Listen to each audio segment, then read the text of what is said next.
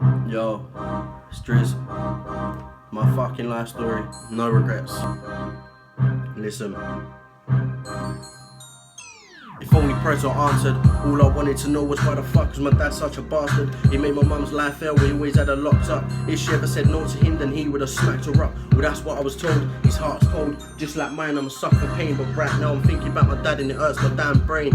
Every time I look at my mum, always had to see the cuts and the bruises. But he always accuses my mum of cheating. That's why he made her starve, man, he didn't want us eating. Didn't pay one thing for his kids, but my dad chose booze, sniffing weed over his own kids. I swear to God, he is a worthless prick. 16 years later, he's looking at his reflection of himself in the window, couldn't even recognise his own face, bruised and battered, blood all over the place. That's when he realised that he needed some space, so he sat there thinking what to do for himself. He looked up and see a picture of me on his shelf. He picked up his phone and called the police and told them a bunch of lies to try and ruin my life. But he already done that, man. When he picked up that knife, he thinks that I forgot. He said I was too young. Bad memories stick, dad, you've always been a cunt. Now I'm sitting in the cell thinking about an 8 to 12 year stretch, looking at my feet wearing some dead ass crepes. 4 different interviews in the same case in one night. No comment is what I was saying. I was sitting there praying, God, please let me wake up from this bad dream. Then I heard a bang at the cell door. I looked up and it's the fed slamming the locks on the door. They said I was free to go with no further action. Dad heard I got let out and he must have felt frustrated as he couldn't get to me, so he got my brother's place raided. Now he's feeling invaded, frustrated, degraded and hated. Between me and my dad there's a lot of fucking hatred.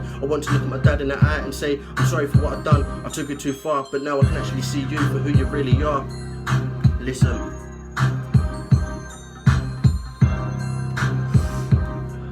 Yo. Now we're done, all I can see is the pain that I caused. It wasn't my fault that you got put in the hospital with your cut up face with all different colours looking like an emerged skittle. Watching you squirm was comical. It's unbelievable you're calling yourself a father figure. Man, you're just a fool. I want to walk away and say that I'm sorry. Fact is, you never know who to trust. In fact, you must keep your friends close but your enemies closer, because when they're up to something you can come through like a fucking bulldozer, smashing through everyone, family as well if you must. Take it from my story, blood doesn't make you fuck all, loyalty does. Yeah, that's what I got to shout out to a few of my dons, Cal, Mickey, Mason and Asa. Yeah.